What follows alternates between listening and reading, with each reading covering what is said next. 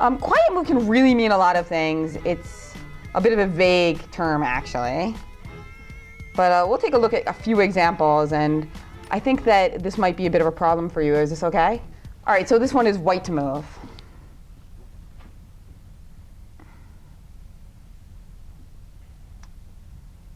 Yeah? Queen to e5 check. Okay, and then what do you think I would play as black there? I could play king h6. Where else do you think I might play in that position? What's that? Because if I play king h6, if you play queen e5 check and king h6, what does white do?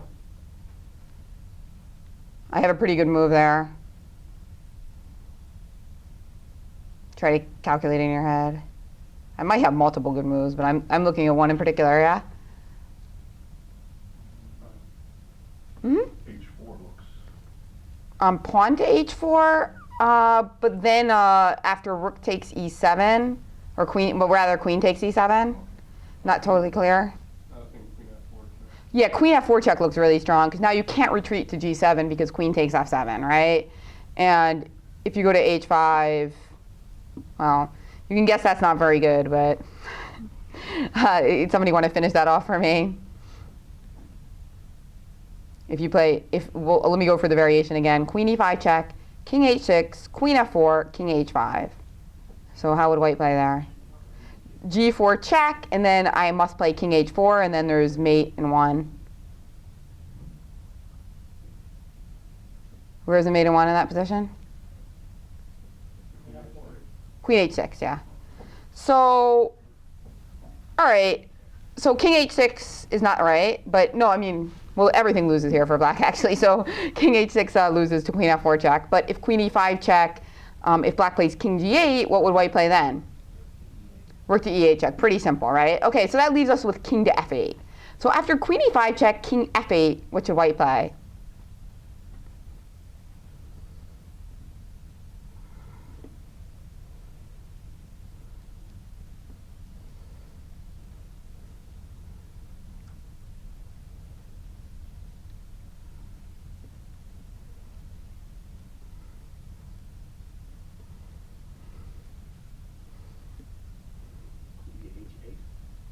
With queen h8, I can. The point is, I can take on e7, and it's not clear.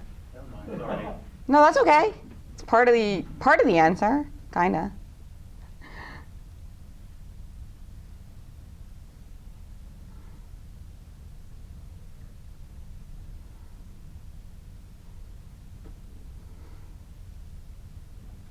Hmm? Queen to f6. Excellent. Very good. And So. Rook takes rook. He's blocked his king.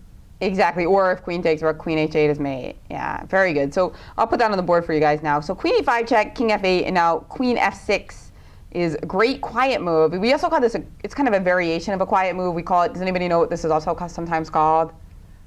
Just a nice little word for when the queen is used to make a small move, which is very powerful and easily overlooked. We call it a creeping move. And for some reason, it seems to always refer to the queen, because you're used to the queen making like long-range aggressive moves, and so sometimes when it moves just one square in that fashion, it's unusual, and they call it creeping. So queen to f6, and now white's just winning because we're threatening queen f7, and if you take it in e7, we have queen h8 mate. Now the interesting thing about that is, if this was a check or a capture, I feel like everybody would have seen it like really quickly. Because it wasn't a check or a capture, it was harder to see. So even though you are supposed to look at captures and checks first, you guys are already at the level, I think some of you are about 1800, or aiming to be about 1800, that you're already kind of past that, and now you need to go back, and in addition to looking at captures and checks, look at some of these quiet moves. Now actually, this is not really a quiet move in a way. I think it's kind of a variation of a quiet move in my opinion. It's a creeping move, but it's also something else, which I think is really overlooked in chess. I think from people who are starting out to really strong players, underestimate the fact that along with captures and checks, The third thing you should look for in every position is what? There's a third type of forcing move, which should be right up there with captures and checks in terms of that hierarchy. Well, attacking moves, but more specifically, because sometimes it's hard to look at every single attacking move, right? I mean, you can, but Threat move? a threat, but specifically a checkmate threat. Anytime you can threaten checkmate, you should pretty much always look at it. Again, in that hierarchy of like sacrificing rook, sacrificing bishop, the checkmate threat should always be included there, because sometimes, out of nowhere, like in this instance, it looks ridiculous because you lose a rook, but it wins. So that is one kind of more simple example. Let's look at some more. This one we can look at now. And hopefully, if you saw the answer to that last one, you'll forget it by the time I get back to it at the end. All right. So here we got, I switched it to training mode, which, by the way, you can do if you ever want to play solitaire chess.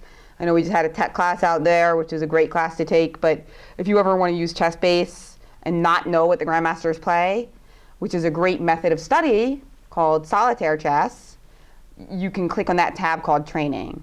So until you click the arrow, you won't see any of the moves. So it's very similar to those of us who still use chess books to using like an index card to cover up the next move. Here you can use the training mode. So anyway, this is black to move. There's actually probably a couple wins in this position for black, but I'm trying to find one of them. One of them includes a nice little quiet creeping move. Yeah, black to move. You can see that by one dot dot dot. I don't know if you can see that, but just good to know.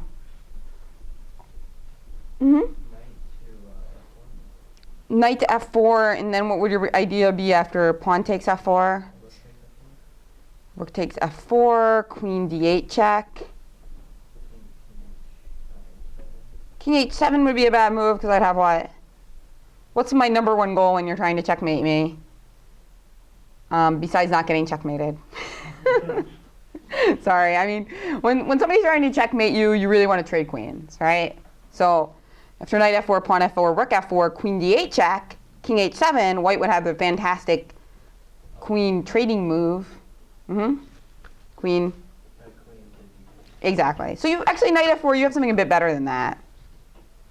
Got a couple moves that are better than that, actually. I think there's two pretty clear wins here. Rook where? F6 is a little short because there's a pawn on h6.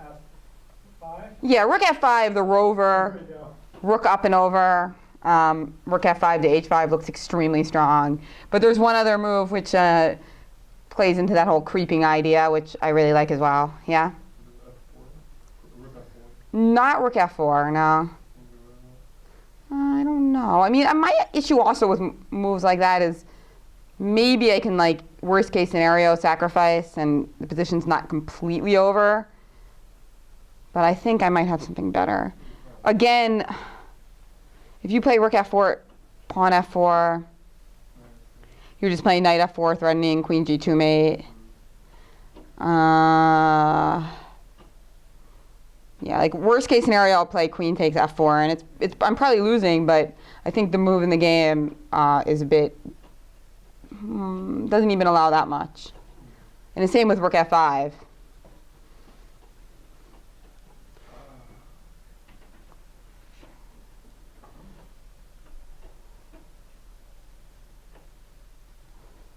Look for moves that threaten checkmate.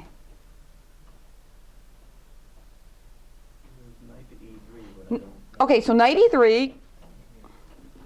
And now if they play pawn takes e3, what happens? Well, queen f1, king h2. Not entirely clear. So again, you can make use of a creeping move here. Which is also kind of similar to when you're learning how to checkmate with two rooks. Instead of immediately checking, sometimes you fence your opponent's king in. Queen e2. Yeah, so that's just another example of that creeping theme, which I like. Okay, get that before. I actually did not want to do this one yet. Okay, this is a nice one. This is white to move and win.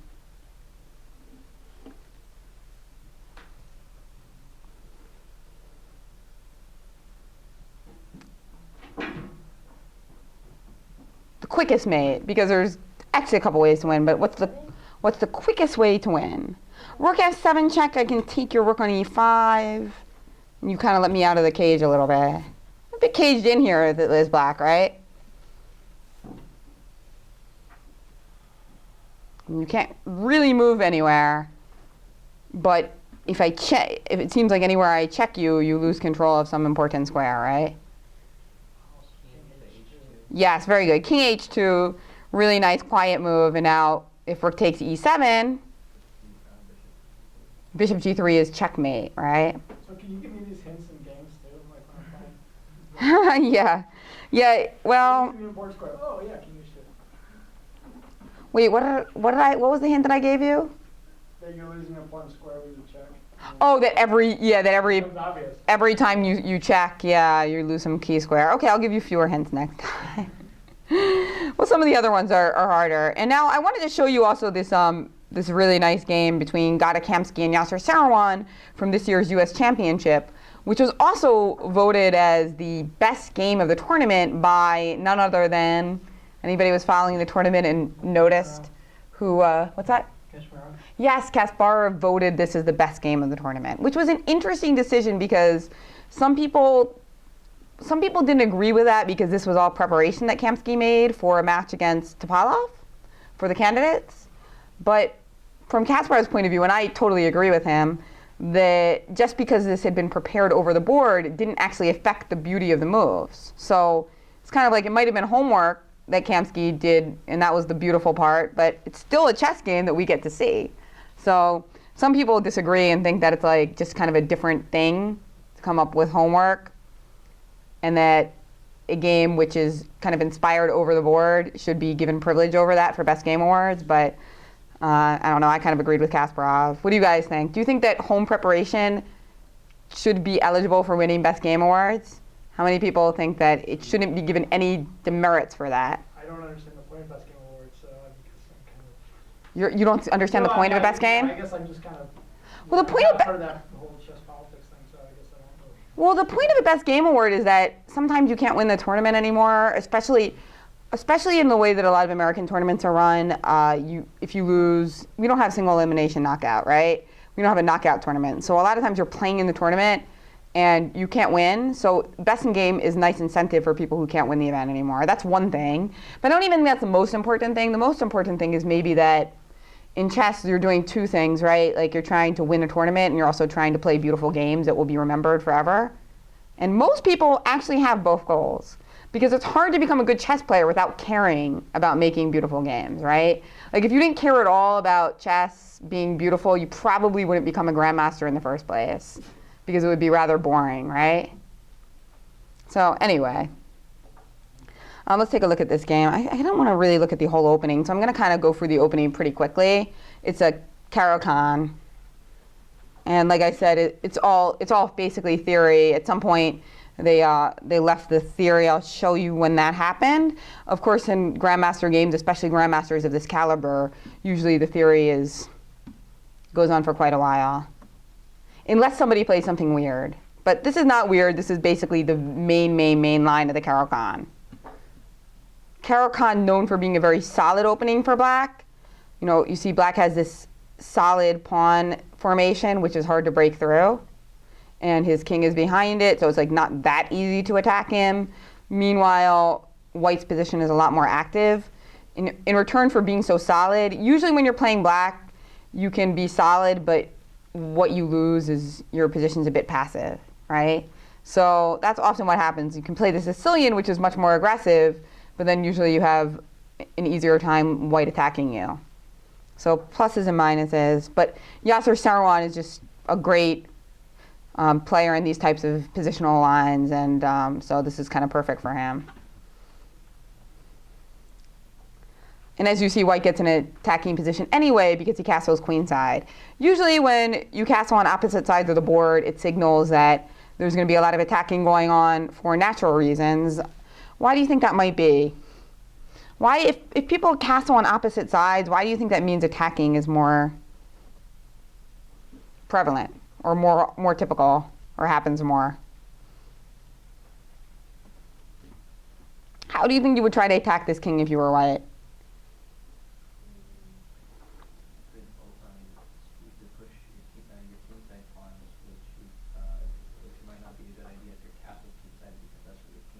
Exactly. So when you're white here, you can push your kingside pawns, particularly the G pawn, whereas if you were castled, you really wouldn't want to do that because it would weaken your castled position. Whereas now you're castled queenside, so you're not worried about pushing these pawns forward. And especially in this position, if you were castled kingside, you only have 2 minor pieces left on the board. So if you can't attack with your pawns and let your rooks into the game, it's going to be hard to form anything much, right?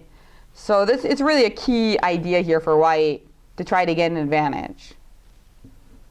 And white played king to b1. Why do you think he might have done king to b1? Because that seems like a random move, right?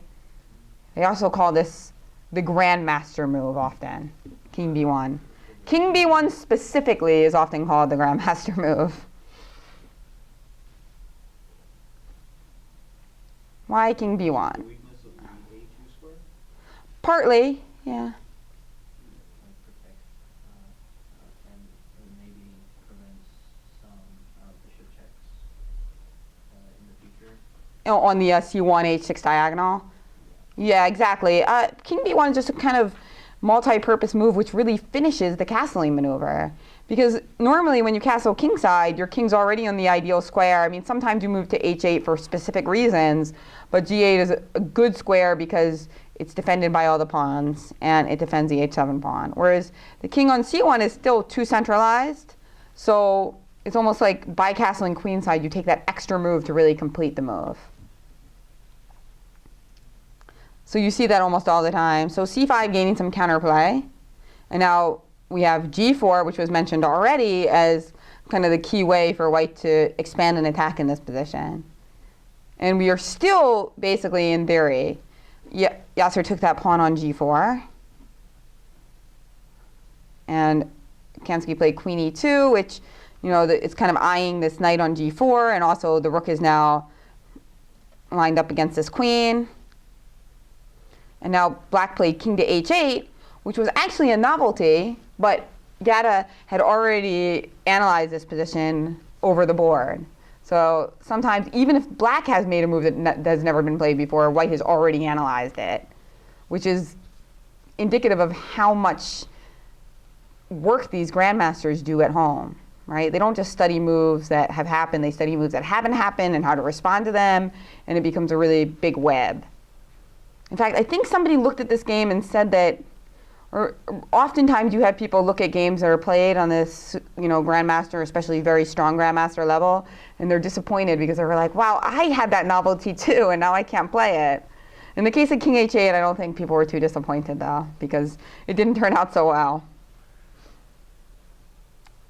So now white just played rook h to g1, attacking the knight, and knight retreated to f6. White took on c5 after queen to c7. Now some of the fun begins. White starts with knight to e5, just posting up that knight and, you know, creating some potential threats on f7, kind of making way for the queen in certain variations. Black played bishop takes c5. And now what do you think white did?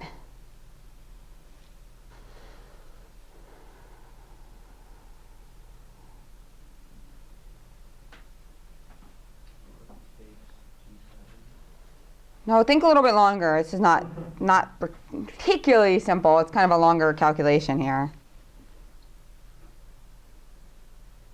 Try to calculate as far as you can.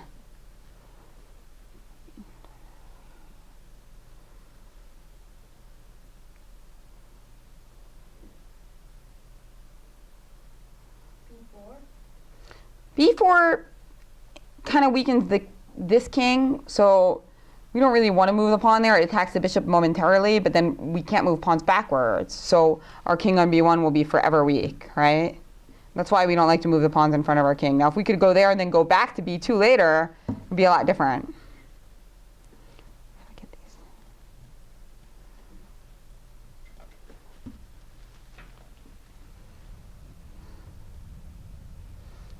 So rook g7 is something to be analyzed, and you should also be analyzing other things, right? What else would you be analyzing in this position? Bishop f4? Bishop f4 is probably worthy of analysis. I have an interesting move. Uh-huh. What about rook g6? rook g6 is probably worth analyzing too, although it seems like I could take the rook, and then if knight g6, king h7, knight f8, rook f8, you're not even getting enough material, you know? So the problem with sacrificing, yeah, you're sacrificing a rook and a knight and you're only getting a rook back, right? So you should always, it's good to look at these things, but some of them you can dismiss quicker than others.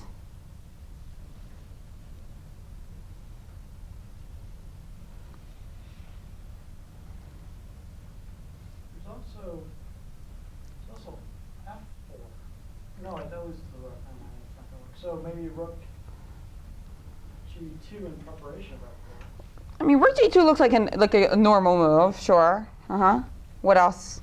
Rook g2 with the idea of just playing rook g1 also. Yeah. I mean, that would certainly be an idea that would be considered. Or something like bishop c3. Bishop c3. So you guys are mentioning some normal moves, but what else should be in your list of candidates? Bishop takes pawn. Mm-hmm. Maybe something to look at, but I don't know. So bishop takes. If you played bishop takes h6 and your opponent played gh6, how might you try to continue? I can't see any way to continue that part. Well, what would be like the most obvious try? Again, like, G4. well, queen g4, the knight can take. Oh, But if you were trying to like threaten a checkmate or a check, Maybe like queen f3 threatening the knight on f6, but e5's hanging. oh, e5 hanging. Yeah. That's important. So bishop h6. If you play bishop h6, which it did happen by the way, and your opponent plays gh6, now try to figure out what to do.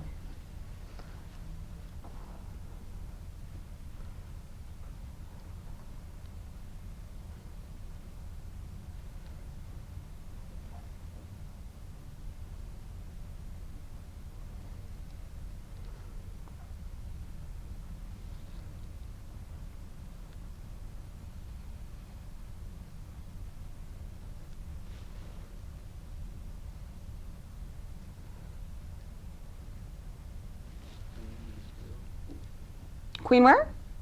Queen d2 is a good try because you're threatening queen takes h6 and then queen g7 mate. Very good. There's also rook Well, okay, yes, we'll look at that too. But if queen d2, what do you think Black would reply with, though?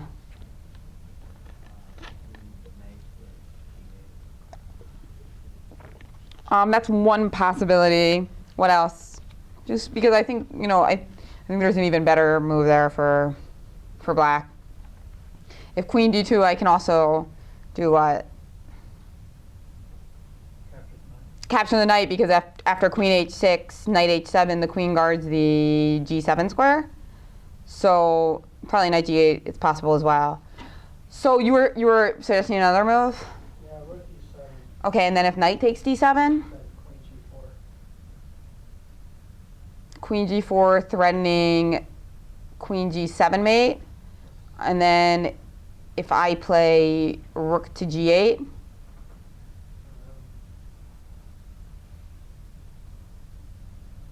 How about knight to g4? at what point? Oh, whose move is it? It's black. It's white's move now. White move? So he's analyzing rook d7, knight d7, and then he wanted to play queen g4 in that moment, threatening queen g7 mate, and then I said also I could also play queen takes e5 there as well. Yeah, that seems much better than rook d8. Yeah, sorry. So rook d7, knight d7, queen g4, queen takes e5. Yeah. So rook d7, knight d7. What did you suggest? Something else? Anybody have another suggestion?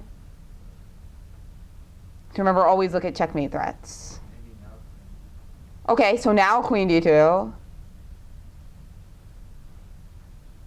Because unlike queen g4, when you play queen d2, queen takes e5 doesn't really help much because queen h6 is still mating, right? But what can Black do at that point? So rook d7, knight d7, queen d2. So already this is kind of a quiet move, but kind of not. It's a quiet move because it's not a capture or a check. It's easy to overlook, but in a way it's not a quiet move because it also threatens checkmate. And like I said, quiet moves that threaten checkmate should always be in that very top hierarchy. and just like queen g4, by the way, queen g4 is also in the top hierarchy because it threatens checkmate in 1. But after queen d2, what's the only way for black to stop checkmate? Well, except for bishop e3. But bishop e3 is just, what's the only other way? So rook d7, knight d7, queen d2. King h7, yeah, gotcha. And now what do you do as white? And this was all preparation.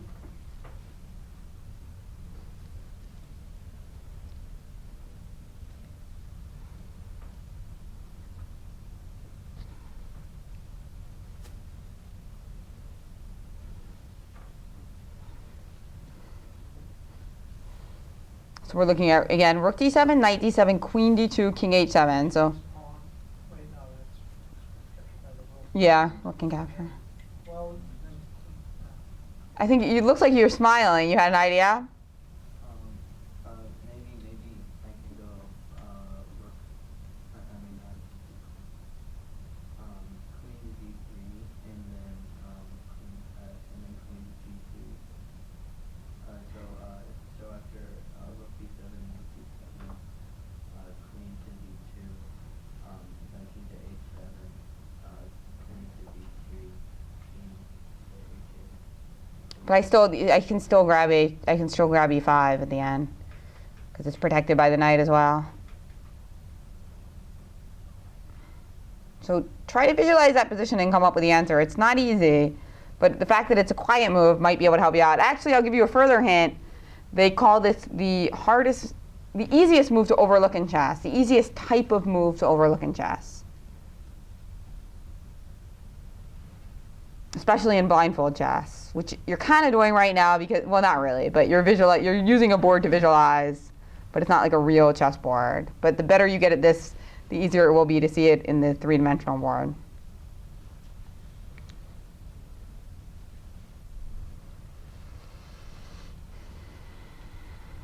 We move queen d3, or we still have? You move queen d2. d2. Queen d2 threatening mate on h6, and then king h7.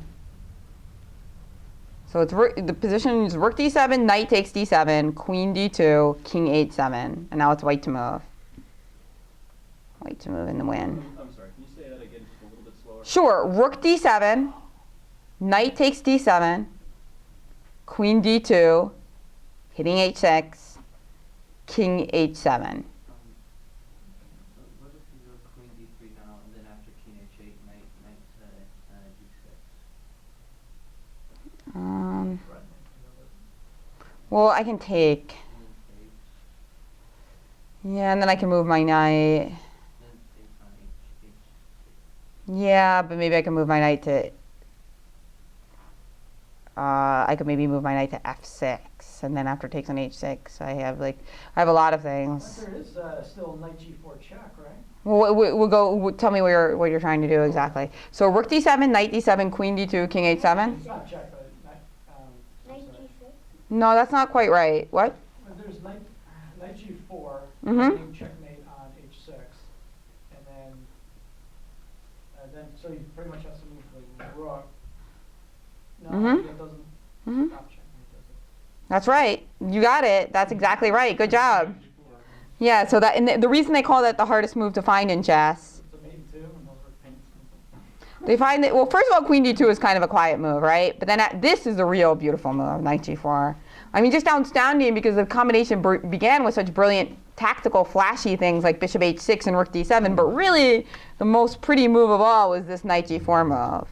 And they call that the hardest move to find in chess, especially blindfold. It's a knight retreating move. For some reason, moves that retreat the knight seem to be difficult for humans to find, especially when you're trying to look far in advance or play blindfold. So knight g4, and now it's impossible to defend h6, and everything's going to crumble once you take on h6. Yeah, and with the rook coming in. Very beautiful game. I mean, you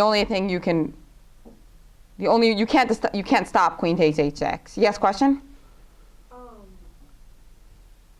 You actually can stop it because you could do king to g7. You could play king g7, and then I'll play queen takes h6, check, and then after you play king g8, how can I checkmate now? Oh Knight where? Where do you want to play the knight? Let's play it anyway. trust me. Anywhere, but there's one move that's better than all of them. Well, not really. Not really. There's two moves that are made in one. Two moves made in one. Everything else doesn't made in one. Right? Well, Yeah, because there's yeah, queen if you're- G3. So Yeah, so two moves made in one. Which move do you want to play?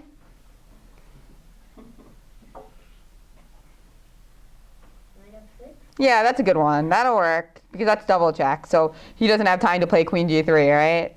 The other maiden one is knight e5 Not cool. So because he can't block with a queen.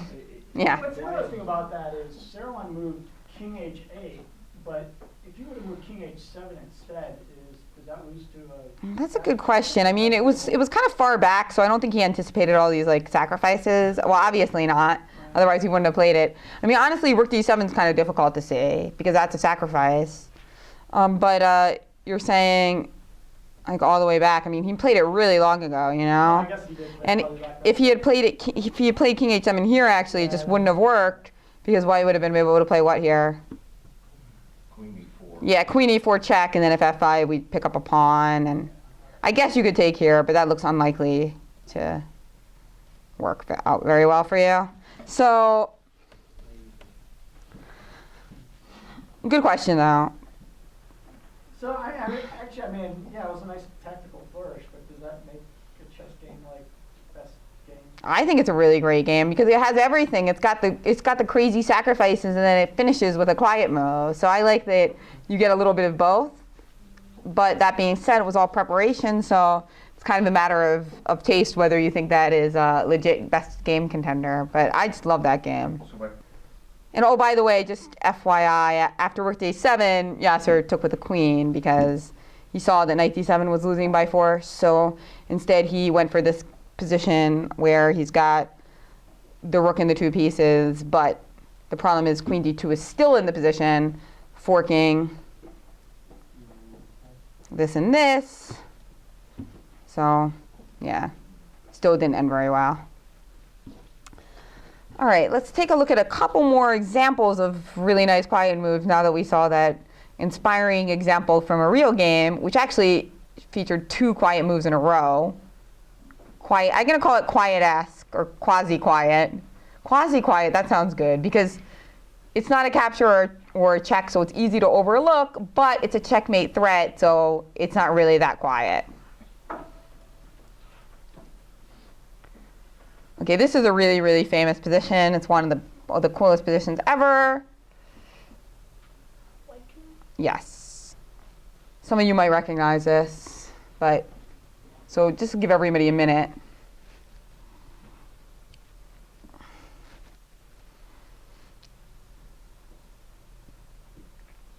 I guess nobody does recognize it. Okay, that's cool. You're in for a treat because we're not analyzing the whole position today, but I'll tell you the names of the players, and later you can go home and look at the full game. It's a fantastic game. White to move and win. I'll give everybody at least a minute.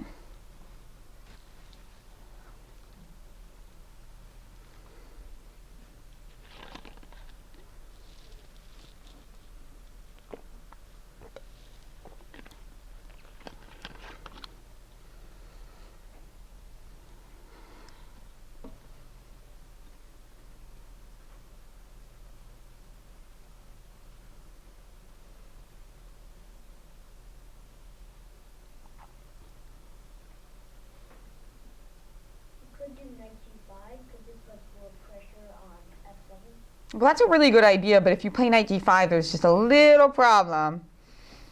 Actually, it's a big problem, I'm lying. What's the big problem? Oh yeah, checkmate. Exactly, good. So that's the only thing Black's got going for him in the position, really, that he's got this battery, which clamps down this knight, because otherwise it would just be completely over, right? Knight g5 would just be overwhelming because it would be the one piece that breaks the camel's back, right? I mean, there's just impossible to continue defending f7 with so much domination. But luckily for Black, he's got at least that covered.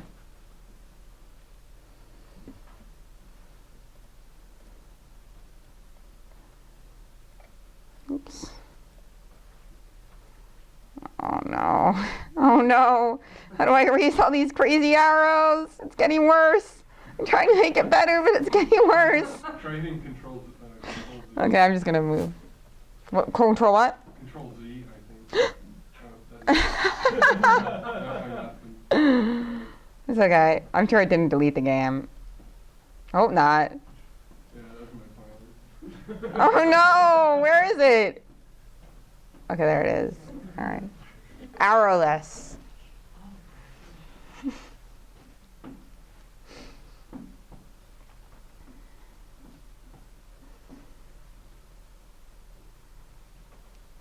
So I kind of give you some veiled hints in that last response, by the way. Piece that broke the camel's back. That was a little bit of a a veiled hint. Now it's unveiled as a hint.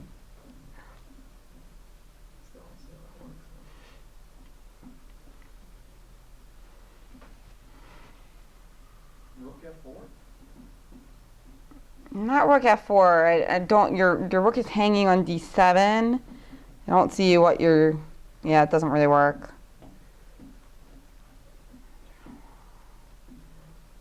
I'm jealous of you guys because you've never seen this position before. So when you see the answer, you're going to be so happy, whereas I've already seen it, so it's like old hat to me. So, I mean, it's got to be, I mean, you already gave the hint. I mean, should I just say it? Oh, well, let me see. What do you think? Rook G4? Not rook g4. I mean, that's a good idea, but I think there's a couple things there. I mean, I've just got so many options to try to defend. I could try to defend with queen takes rook, and then if rook g6, pawn g6, queen g6, queen g7. Just seems like too wishful. Yeah? Were you going to say rook g4 also? No, Rook D8 was beginning to count. The count was coming up, but I can't see how I'm going to follow it afterwards. Yeah, that's not it either. It just trade simplifies. And it sounds like you might have the answer. The camel's back is just It's the pawn, right? it's no, well, but if you play g4, you're thinking g4? No, I was thinking rook f7, but is that too aggressive? Well, it's not that it's too aggressive. It's just that it doesn't work. Rook f7, queen g6, rook g7. Yeah, but no, it's definitely worth looking at. I would look at rook f7 for at least a second or two.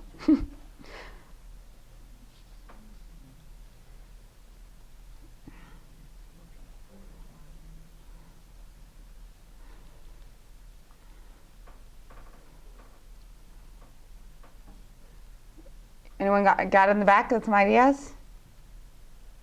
None that work.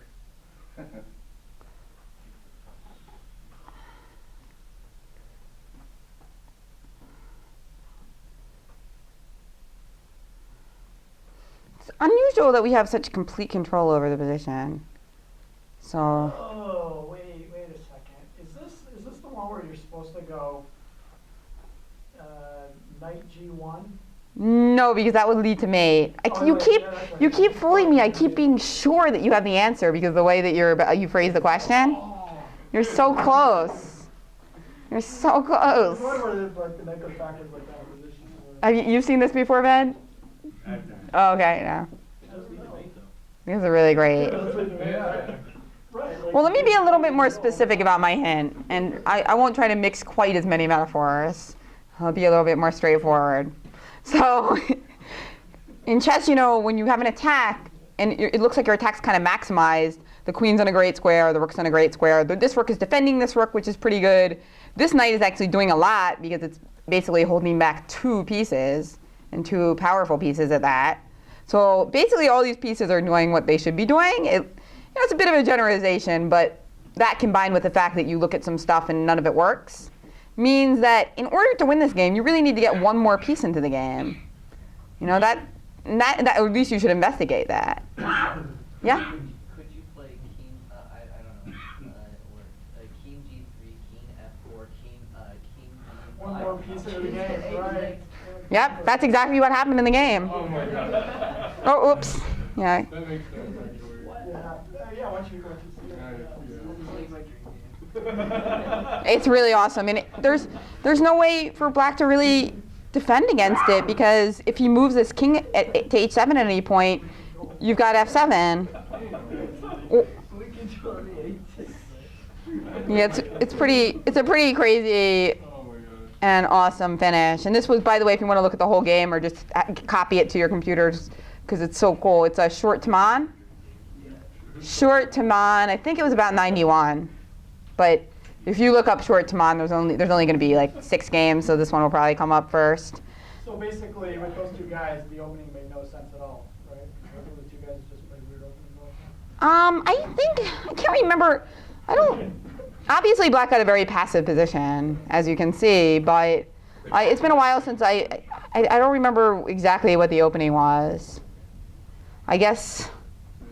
But yeah, I mean, I don't know. Short plays some theoretical stuff. Maybe Taman not as much, but I haven't really studied his games in that much depth. This is probably the one that I've seen more often than any, and then I sometimes read his columns and his endgame studies. So, great game. Anyway, this one is a little bit more simple, and it comes up a lot, though. This is more about closing the door. Yeah? You could do Rookie 1. Excellent. Very good. Rookie 1. And threatens Queen H8. Excellent. It's just basically a nice quiet move. A lot of times people would look at moves like Queen H8 first, but why not play Rookie 1 first? And then Queen H8 is just unstoppable. Good. This is actually from one of my own games. This one's white to move also.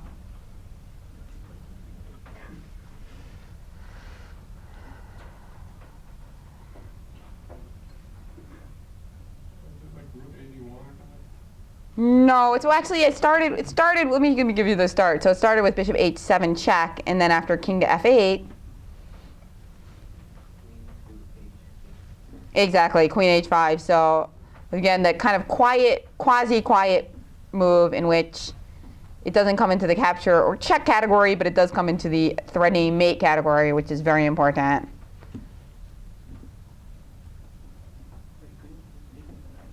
Oh, it was pinned. Sorry, I should have mentioned that. Oh, because it was so fast. Yeah, I went by. I'm going pretty fast now because you guys seem to be so smart. But let me show one more time. So, yeah. And you know, the move order is really important in chess. So a lot of people would probably look at Rook F6 first, and then Pawn F6, Queen H5, and of course there's a couple issues here. Take on G5, and also even if you didn't have that, like something like Queen C7 would stop the mate threat. So that's a thing that in calculation is extremely important, move order. A lot of times you've got a great idea, and if you tweak the move order, your great idea can work in one line and not in the other. Oh, this one's pretty cool, and that does not give anything away because knight d5 is not the correct move. I don't have any idea why that's there. But white's move.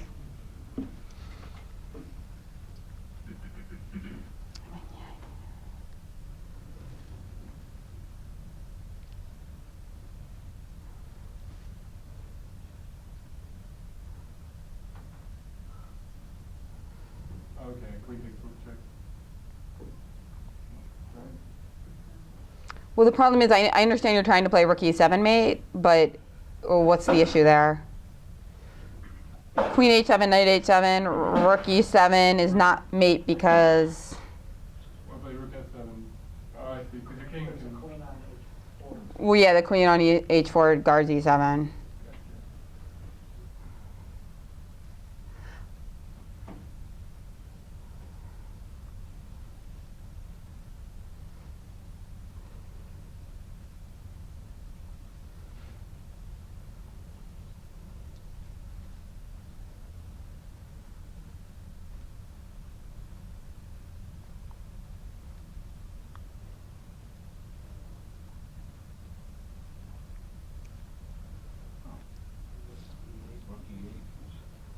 Rook E8 was probably the first thing I looked at too, but I think the problem there is that you don't have, I'm not quite sure, I think I have a couple responses there. I guess your idea is if Knight E8, Queen H7 or something, but I can also play Rook takes H6 and I don't see a mate.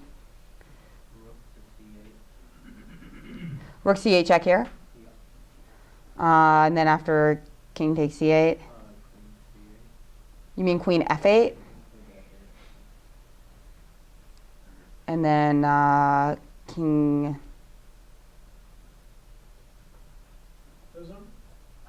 King C7.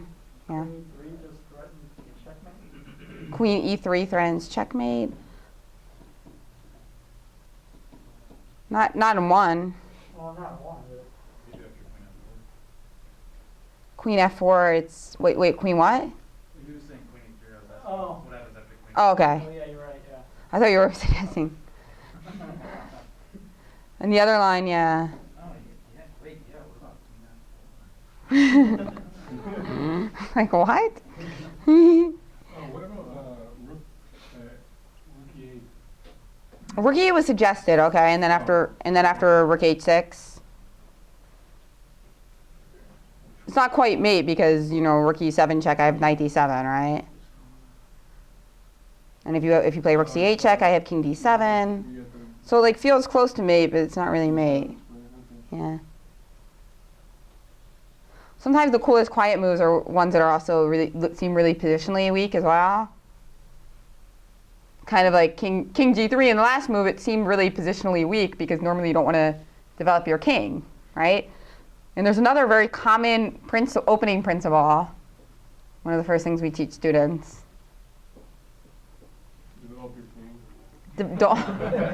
Develop your king, aka castling. Queen E3? Hmm? Queen E3? Queen E3 was suggested with the idea of Queen E5 check, getting on that diagonal with Queen F4. Seems like a good response. Probably some other ideas too. Might be able to block also with a knight on E4. I just have a lot of options.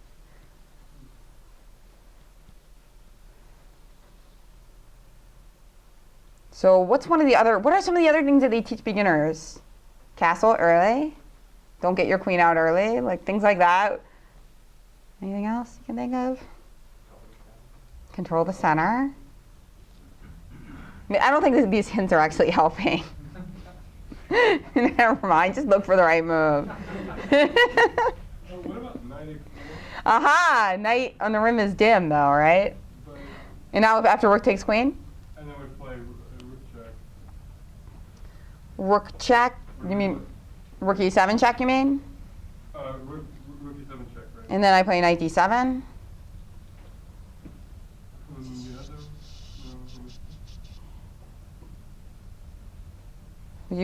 So if knight a4, rook h6.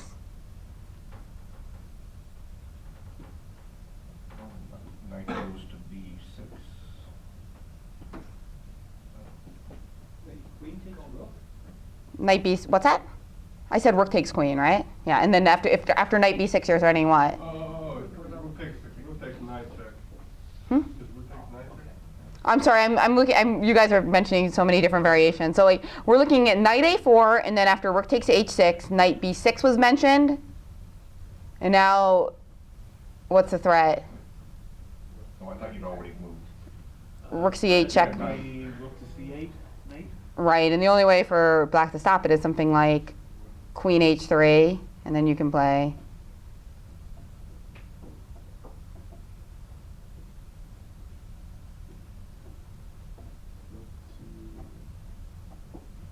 Mm-hmm. Yeah, rook e7 check, and then if queen d7 or something. Rook to c8 is mate anyway, exactly. So it's kind of another cool one. And I want to show one more. Let's see. I think I almost showed it at the very beginning. Okay, here we go. White to move and win.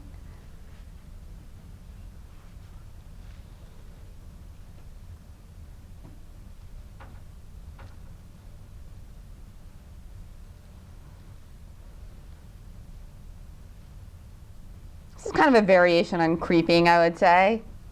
Valentine's Day special.